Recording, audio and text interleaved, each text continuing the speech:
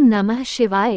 हर हर महादेव। दोस्तों, बेटी के माता पिता के मन में अक्सर एक प्रश्न आता है कि क्या बेटी के ससुराल में खाना खाना चाहिए या नहीं। तो दोस्तों, इस प्रश्न के बारे में सभी के अपने अलग अलग उत्तर हैं। कुछ लोग कहते हैं कि बेटी की ससुराल में खाना खाने में कोई परेशानी नहीं है, और कुछ कहते हैं कि बेटी के घर का खाना तो दूर, पानी भी नहीं पीना चाहिए। दोस्तों, आप इस बारे में क्या सोचते हैं कि क्या बेटी के घर खाना खाना चाहिए या नहीं? अपने राय हमें कमेंट बॉक्स में जरूर दें, ताकि पता चल सके कि ज़्यादा से ज़्यादा लोग इस बारे में क्या सोचते हैं। हम भी आपको यहाँ इस बारे अपने विचार बता रहे हैं। दोस्तों, अक्सर हम ये सुनते हैं कि हमारे शास्त्रों में कहा गया है कि शादी के बाद अपनी बेटी के घर ससुराल जाकर कुछ नहीं खाना चाहिए। यहाँ तक कि बेटी के घर का पानी भी नहीं पीना चाहिए। उसका कारण ये है कि माँ बाप ने अपनी कन्या का दान कर दिया है, और दान की हुई किसी भी वस्तु पर दाता का कोई अधिकार नहीं होता है।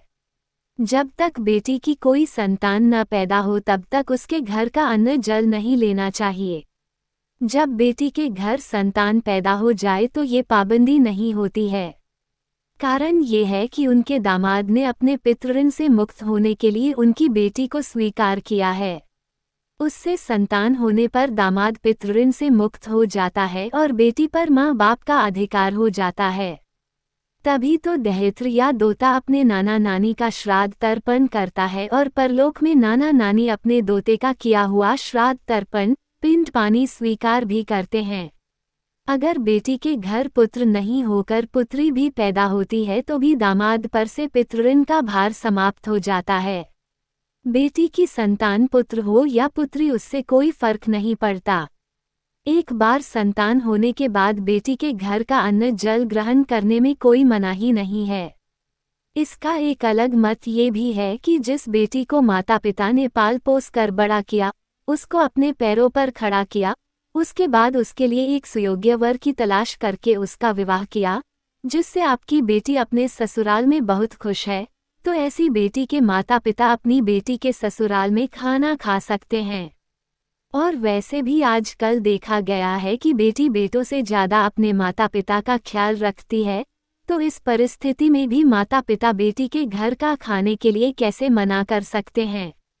और एक अलग राय ये भी है कि अगर कोई व्यक्ति या परिवार का सदस्य ही आपको प्यार से कोई चीज़ गिफ्ट कर रहा है या आपको कोई सहायता कर रहा है तो उसको मना तो नहीं किया जाना चाहिए। इसी प्रकार की बेटी के घर खाना खाने के बारे में विभिन्न लोगों के भले ही अलग अलग राय हो सकती हैं, लेकिन अगर सामान्य तौर पर देखा जाए तो अगर किसी भी व्यक्ति के घर जाते हैं तो भी आपको खाना खिलाया जाता है, और ऐसे में अगर आप अपनी बेटी के घर जाते हैं, हम वहाँ पर खाना नहीं खाते हैं, जो आपकी बेटी को भी बुरा लग सकता है। और वैसे भी यहाँ एक बात और भी है कि जब माता पिता अपनी बेटी के घर जाते हैं तो आप खाली हाथ तो जाते नहीं, कुछ ना कुछ उपहार उसके लिए लेकर ही जाते हैं। और जब माता पिता अपनी बेटी के घर से वापस आते हैं तब भी शगुन के तौर पर कुछ ना कुछ अपनी बेटी को अवश्य ही देकर आते हैं। और एक बात सोचिए कि अगर आप बाजार में भी खाना खाते हैं तो वहाँ भी तो पैसे लगते हैं, तो बाजार अच्छा है कि अपनी बेटी के घर ही खाना खा लो और शगुन के तौर पर अपनी बेटी को ही रुपए दे दो, जिससे आपकी बेटी को भी बुरा नहीं लगेगा और आपका भी काम हो जाएगा।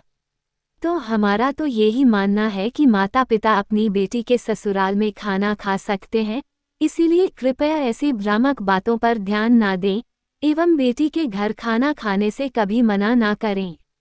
लेकिन एक बात हमेशा याद रखना कि दान, धर्म, गुरु और बहन बेटी का पैसा हमारे पास नहीं रहना चाहिए। मानव जीवन में हम कर्ज मुक्त होने आए हैं। अपने सिर पर किसी प्रकार के कर्ज का भार नहीं होना चाहिए। हमारे ऊपर जन्म से ही देव ऋण, ऋषि ऋण और पितृ ऋण का भार चढ़ा हुआ है। देवता का ऋण पूजा करके, ऋषियों और ब्राह्मण की सेवा करके और पितृ की पूजा, पिंडदान, तर्पण करके ऋण से मुक्त हो सकते हैं। जाने अनजाने किसी का कर्ज चढ़ा हो तो चुका देना चाहिए, नहीं तो किसी जन्म में पशु बनकर बोझ उठा उठाकर कर्जा चुकाना पड़ेगा। एक पुरानी कहावत है, जैसा खाएंगे अन्न वैसा बनेगा मन।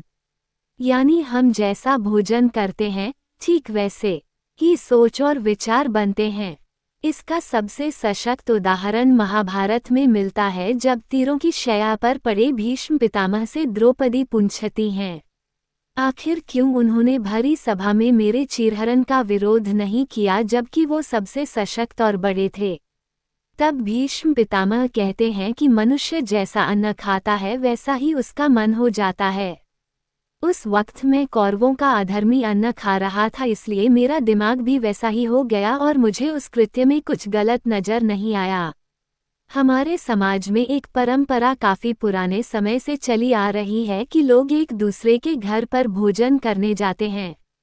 कई बार दूसरे लोग हमें खाने की चीजें देते हैं। वैसे तो यह एक सामान्य सी बात है, लेकिन इस बात का भी ध्यान रखना चाहिए कि किन लोगों के यहाँ हमें भोजन नहीं करना चाहिए और किन लोगों के नहीं। गरुड़ पुराण के आचार कांड में बताया गया है कि हमें किन 10 लोगों के यहाँ भोजन ग्रहण नहीं करना चाहिए। यदि हम इन लोगों के द्वारा दी गई खाने की चीजें खाते हैं या इनके घर भोजन करते हैं तो इससे हमारे पापों में वृद्धि होती है। कोई चोर या अपराधी किसी चोर या अपराधी सिद्ध हो चुके व्यक्ति के घर का भोजन कभी नहीं करना चाहिए, इसलिए उसके पापों का असर हमारे जीवन पर पड़ने लगता है। चरित्रहीन स्त्री, इस बात का ध्यान रखना चाहिए कि चरित्रहीन स्त्री के हाथ से बना हुआ कुछ भी या उसके घर पर भोजन न करें। यहाँ चरित्रहीन स्त्री का अर्थ यह है कि जो स्त्री स्वेच्छा से पूरी तरह अधार्मिक आचरण करती है। गरुड़ पुराण में लिखा है कि जो व्यक्ति ऐसी स्त्री के यहाँ भोजन करता है वह भी उसके पापों का फल प्राप्त करता है। सूदखोर, वैसे तो आज के समय में काफी लोग ब्याज पर दूसरों को पैसा देते हैं, लेकिन जो लोग दूसरों की मजबूरी का फायदा उठाते हुए अनुचित रूप से अत्यधिक ब्याज प्राप्त करते हैं, गरुड़ पुराण के अनुसार उनके घर पर भी भोजन नहीं करना चाहिए, क्योंकि किसी भी परिस्थिति में दूसरों की मजबूरी का अनुचित लाभ उठाना पाप माना गया है। रोगी व्यक्ति, यदि कोई व्यक्ति किसी गंभीर बीमारी से पीड़ित हो, कोई व्यक्ति छूत के रोग का मरीज हो तो उसके घर भी भोजन नहीं करना चाहिए। ऐसे व्यक्ति के यहाँ भोजन करने पर हम भी उस बीमारी की गिरफ्त में आ सकते हैं। लंबे समय से रोगी इंसान के घर के वातावरण में भी बीमारियों के कीटाणु हो सकते हैं जो कि हमारे स्वास्थ्य को नुकसान पहुंचा सकते हैं। अत्यधिक क्रोधी व्यक्ति, क्रोध इंसान का सबसे बड़ा शत्रु होता है। अक्सर क्रोध के आवेश में व्यक्ति अच्छे और बुरे का फर्क भूल जाता है। इसी कारण व्यक्ति को हानि भी उठानी पड़ती है। जो लोग हमेशा ही क्रोधित रहते हैं उनके यहाँ भी भोजन नहीं करना चाहिए।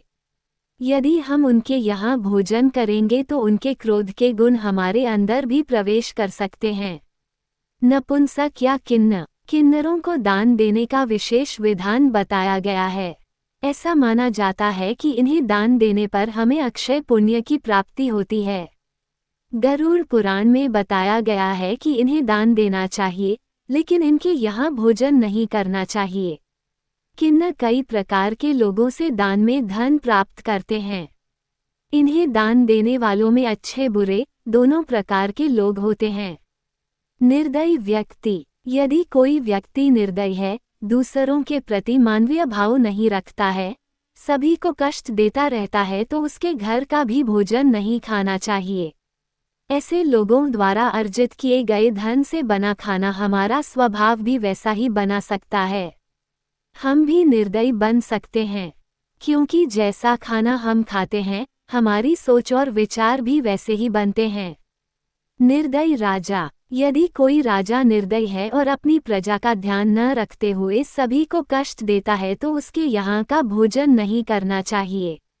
राजा का कर्तव्य है कि प्रजा का ध्यान रखें और अपने अधीन रहने वाले लोगों की आवश्यकताओं को पूरी करें।